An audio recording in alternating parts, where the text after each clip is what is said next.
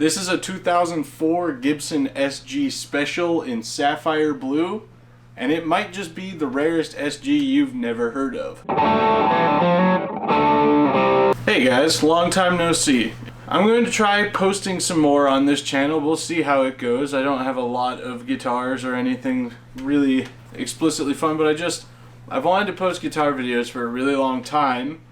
I'm now in kind of a position where I have an opportunity to do that. So, anyway, let's get on to it. So why is this thing so special? This, like I said, in any other color, it's just an SG Special. It's the cheapest SG you could get for the time that was still a Gibson. And you don't have the pearl block inlays, you have the full batwing pick guard, you have, general Gibson tuners. It's kind of like the Les Paul Studio in that it plays like an SG, it sounds like an SG, it's good like an SG, it's just a little bit cheaper produced, therefore making it more affordable and attainable by the general public. Now this one has a little bit of a different story though. There's only 200 Gibson SGs in this sapphire blue, and each one of them is hand numbered on the back of the headstock with a Sharpie. This special edition was only offered for sale at Guitar Center, and like I said, only 200 of them exist. There's a few that have been listed on Reverb. Number 130 was about in the same condition as this one. Really, really good shape. And then there was a couple others that had some big chips, and there was even one that had the numbers taken off the headstock, which is a little bit upsetting, but it's out there. The most recent one I could find for sale on Reverb was number 130, the one that was in a very similar condition to this one. And it was listed for $850 and marked sold, and that was in 2016 when you could get a regular like Warren Cherry SG Special for around $400. They've gone up pretty substantially since then, so there's no saying what this guitar is worth, but it will be going on Reverb, as unfortunately I'm not allowed to have things this nice. I will A, be too careful with it, or B, take it on tour and drop it and break the headstock off. My SG, I have a Warren Cherry SG Special that actually has had the signature Gibson headstock repair, and I also had a Tangerine Burst Les Paul Studio that I got rid of because I would have felt bad taking that places too. I gigged it a couple of times, but it's nothing like this where it's super limited production. Now I have a theory as to why most of these have gotten kind of beat. It's because it's an SG Special. It was just the cheapest one. You happen to go into Guitar Center, you want to buy a Gibson, this is the cheapest Gibson that's going to be hanging on the wall, and the sales associate goes, hey, well, check out this blue one. There's only 200 of these in the world. My theory is that they were purchased and then taken home and just played like SG Specials. They knocked off stands, people are dropping them, etc., etc. It happens. So this one is not in that type of condition, as you guys saw from the shots from outside. I was really hoping there'd be more sun today, but today's kind of one of the few days I have an opportunity to do something like this because I'm at home waiting for a COVID test, and one roommate moved and the other one is at work, so it's kind of my domain right now. Like I was saying, this thing doesn't have any major nicks or scratches. It does have some very light scratching on the back just in the clear from being played, but my theory as to these being picked up rapidly because they're such cheap SGs, relatively cheap anyway. I don't know what these things originally retailed for in 2004, but I would say probably somewhere around the $500 mark. The theory was confirmed a little bit when I picked it up from the guy I got it from. It was up in Seattle, Washington, and he pulled it out of the gig bag for me. And the strings are really crusty and the fretboard was super dried out. Now I've run some conditioner through it and everything's fine now. But I asked if he knew who the original owner was, and he said, yeah, it's me. And I guess what had happened was he got it when he was a teenager and was going to take guitar lessons, and only took a few lessons, and then it sat in a gig bag for the past 15 years. It even still had the original strings on it, which I promptly took to my hotel and pulled off. The original gig bag is sitting just off screen, but I do have it. It even still had the original Gibson truss rod adjustment tool, which was great because the neck relief was bad. But I went to Guitar Center, picked up a pack of strings, some conditioner, some Gibson polish, because you have to stay brand loyal when you got yourself a collectible Gibson, am I right? Picked it up, put some new strings on it, and my haste and excitement broke the D string, had to wait till the next day to get a new one.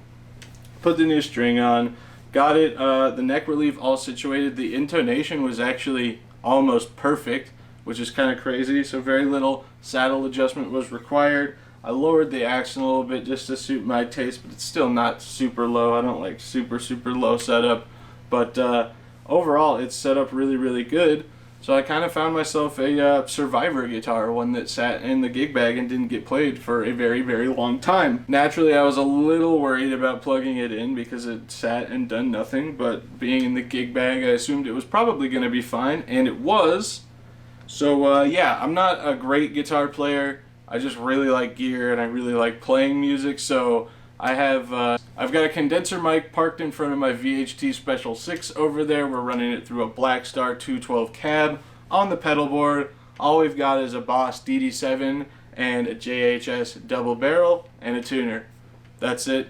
That's the simplicity I like. But we'll just kind of give you guys a run through of all the pickups and all the sounds and everything. I am just going to make sure it's still in tune real quick because it is a Gibson. Watch for that G string to be way out. There it is. Starting the neck pickup clean. Go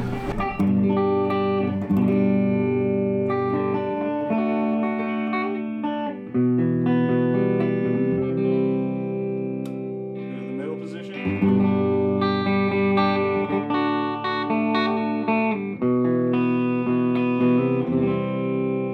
And bridge.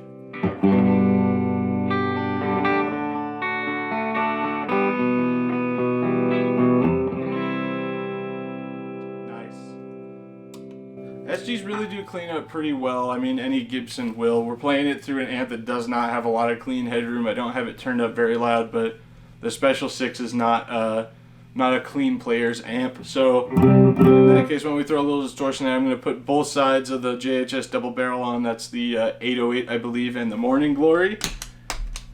Really breaks things up here.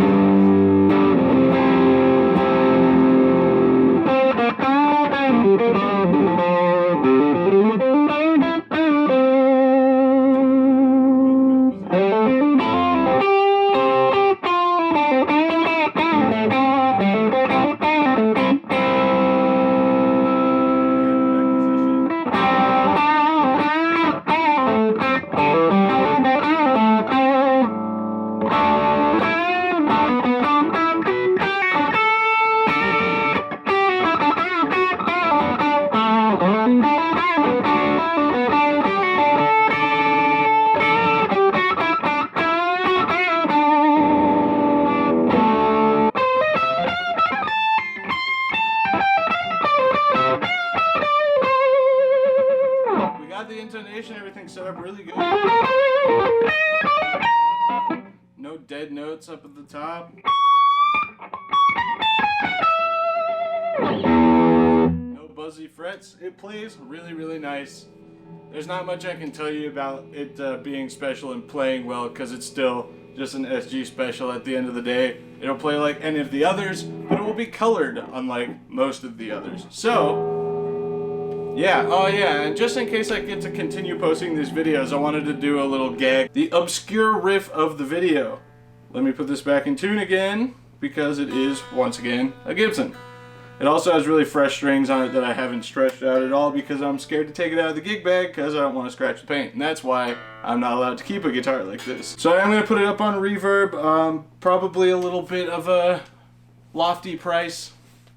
And we'll just see where the market wants it to go. Clean SG Specials right now are in the 750 to 800 range, and that's just for run-of-the-mill, you know, worn cherry. While it's a special edition of an SG Special, it is still an SG Special, so my hopes aren't up too high, but yeah, I'd like to put this thing in the hands of somebody who's going to really appreciate it and get to play it and love it, because I am kind of just too scared to be honest.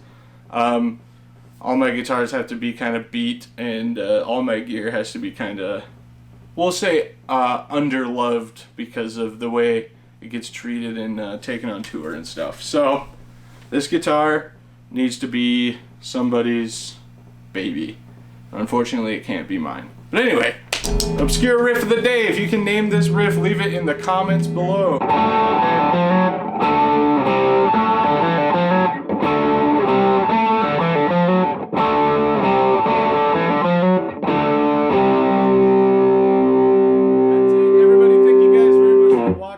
Episode. I hope you guys enjoyed it and love seeing this guitar. I love this guitar a lot. Unfortunately, like I said, it's not going to be staying with me, but I'm glad it's no longer going to be sitting in its gig bag in somebody's closet. I'm going to try and post videos like this as often as I can, but I'm not the most free individual all the time. But yeah, I kind of want to just keep buying Gibson guitars and bringing you guys fun little reviews, and I know I'm not the best guitar player in the world, but I hope you guys had fun anyway. And we'll see you guys next time.